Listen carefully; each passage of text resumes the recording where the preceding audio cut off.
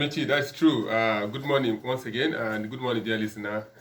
Go out tomorrow with your PVC, dust it up, and go and elect the governor of your choice in the 28 states and the House of Assembly members. Amici, a question that I was wondering in my mind: what happens a day to election? What does the politician think, or the candidate? What does he occupy his mind with, or what does he do?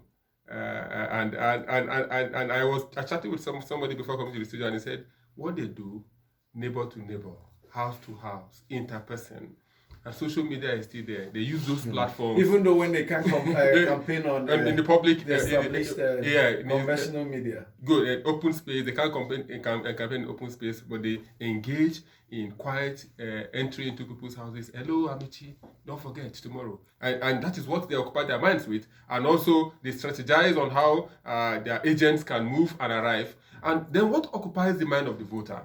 The voter... Before you get to the voter, on the eve of the election, the candidates retreat to their constituencies, their places where they will vote, their community. Many of them will vote in their community. Very well. They also make plans to move after voting, to move into their situation room. Every other political party now has a situation room. And what's the essence of the situation room? They have agents deployed.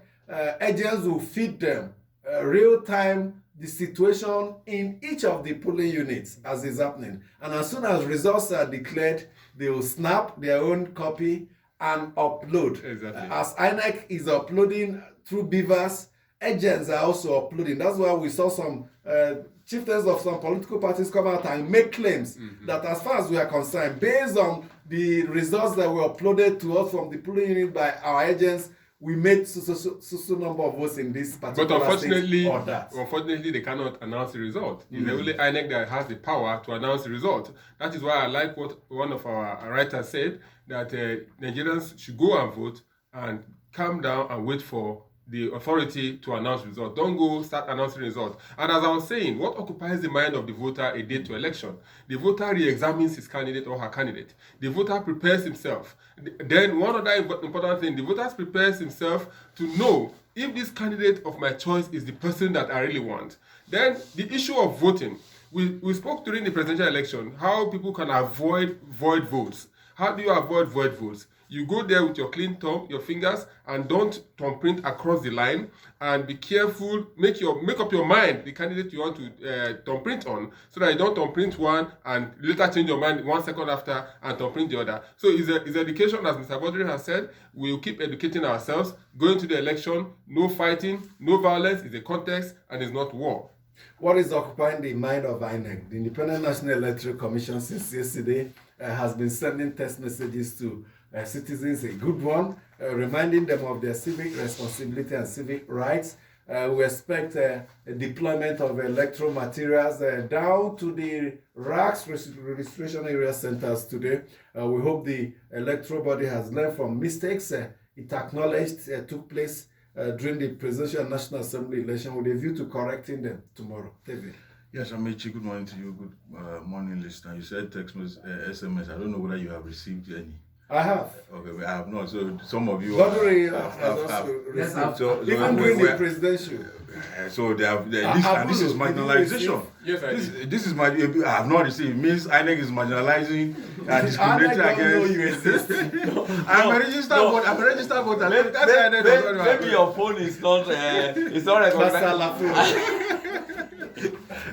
But it's a good one. It's a good one to reach out to as many people as possible. We hope that Nigerians will try it again tomorrow, because INEC has assured that the lapses we saw during the presidential and national assembly elections will not repeat themselves. So we hope that will be the case tomorrow. We expect that by now INEC should be sorting out per polling unit, not at the council ward, at any level anymore. Unfortunately, it was yesterday we still saw some states moving items from the CBN branches in their respective areas. We hope that they speed up the process so that as early as is possible, the polling units will open for Nigerians to exercise their civic responsibilities.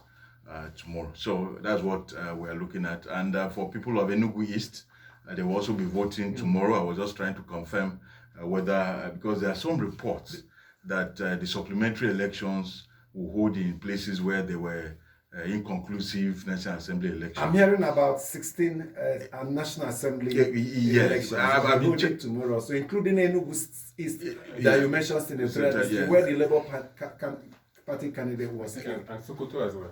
Okay, Abulu, get closer. You said. Yeah, I think Sokoto, some elections were inconclusive. Yeah, almost all the. No, in all tomorrow, elections will be concluded in 11 senatorial districts. Okay. 11 senatorial districts, and ditto for those places where the members of House of Representatives, for the constituencies where the members of the House of Representatives are yet to emerge. So it means in some constituencies there will be about 4 elections: the governorship, the House of Assembly, the Senate, and the House of Reps, depending on which one has it. So we encourage everybody to be there. Let's get it done to deepen the democracy. Like some of us keep saying, this is the closest to the people. We've heard so many things, but the power of the people will always triumph over every other thing. And interestingly, I've always said God is also in Nigeria. Despite everything you see, at the end of the day, there will be an anticlimax, and all of that. So everybody, please, let's get out there and do the needful as it is. Yeah, Amici, I remember very vividly seeing the EFCC operatives on ground and ICPC. We've not had any statement from the EFCC or ICPC if they were going to monitor vote trading during this election. And I want to appeal to them. They should go all out, because this is the election that closest to the people, whether I like it or not. And you have a lot of things exchanging hands in this election, because as I've said before, governors are like kings, and if you want to be a king, you go all out to do what you have to do. Is it not beyond the king? Sometimes a little G. An emperor.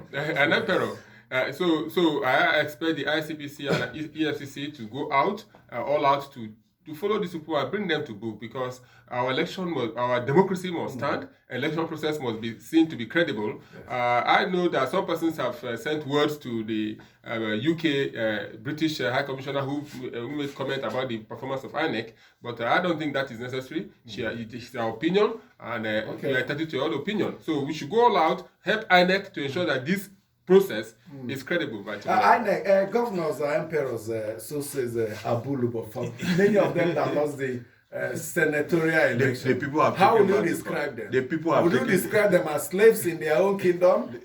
Have they been dethroned? Before now, it's almost impossible for a sitting governor to lose a senatorial. It's almost guaranteed. But I spoke with the man that defeated Governor Ifeanyi Ugwuanyi of Enugu State, Senate elect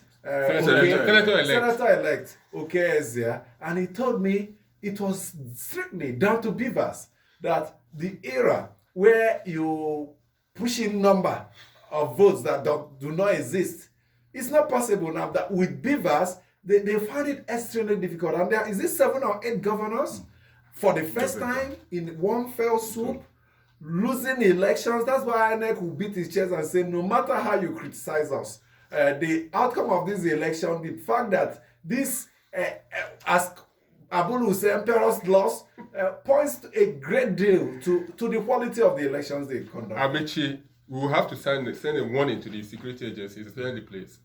We have received reports that stronghold of some opposition political parties, there is plan to disrupt those places, and it won't be fair on those candidates who have hope on getting massive votes from those areas. So you're warning security. No. It's a warning. Nigeria, I have a right in Nigeria. I have a right in Nigeria to talk to because they are being paid by my tax. It's my taxpayers' money. They're used to paying them. So they should go all out. Or not advise. If advice is not palatable, maybe I suggest to them or I encourage them. No, you can advise them. They've been doing excellently well. The police have done excellently well. They should go all out to ensure that there is no voter suppression in stronghold of opposition.